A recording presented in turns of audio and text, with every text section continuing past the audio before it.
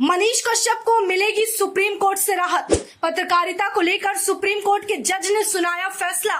पत्रकारों के गलत रिपोर्टिंग पर नहीं होंगे मुकदमे। ट्विटर पर लगातार सवाल पूछ रहे लोग। मणिपुर हिंसा मामले में पत्रकारों को राहत तो फिर मनीष कश्यप को जेल क्यों?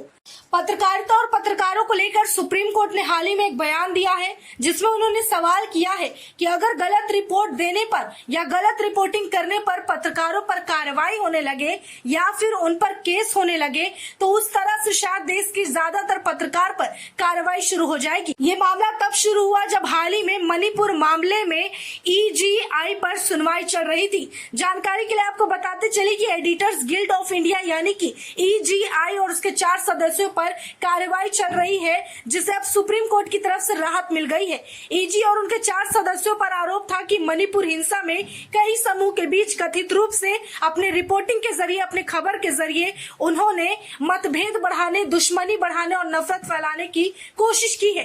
इसी के मद्देनजर अब CJI चंद्रचूड़ ने शिकायतकर्ता से पूछा कि आखिर उन पत्रकारों के खिलाफ जातीय समूह के बीच शत्रुता को बढ़ावा देने का मामला कैसे बनता है। आगे CJI कहते हैं कि पत्रकार जमीन पर जाते हैं, फील्ड पर जाते हैं, अब वो गलत या सही हो सकते हैं। यह अभिव्यक्ति की आजादी है कि वो किस तरह से रिपोर्टिंग करते हैं और क्या रिपोर्ट तैयार करते हैं।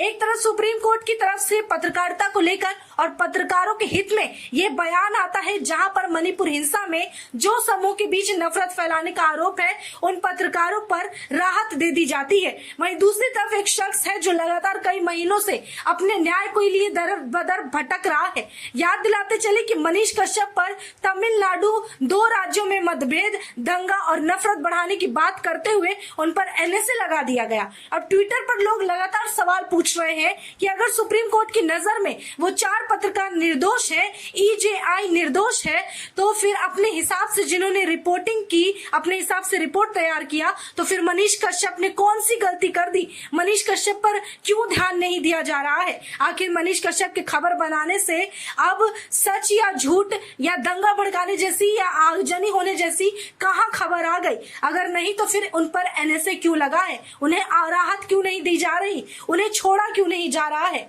अब आपको बता दें कि आखिर सुप्रीम कोर्ट ने क्या कुछ कहा है। दरअसल सुप्रीम कोर्ट के जज ने कहा कि अगर मान लिया जाए कि मणिपुर हिंसा को लेकर कवर करने वाले EGI के 4 पत्रकारों ने गलत किया और हम पैराग्राफ गलत लिखे हैं, तो फिर ये गलत बयान देना गलत नहीं है, क्योंकि IPC की धारा 153A के तहत कोई भी बयान देना या गलत बयान देना अपराध नहीं है। और अगर ये गलत नहीं है तो पूरे देश में हर दिन गलत बातें सामने आती है, गलत रिपोर्ट सामने आते हैं, तो क्या उस हिसाब से पत्रकारों पर धारा 153A के तहत मुकदमा चलाया जाएगा?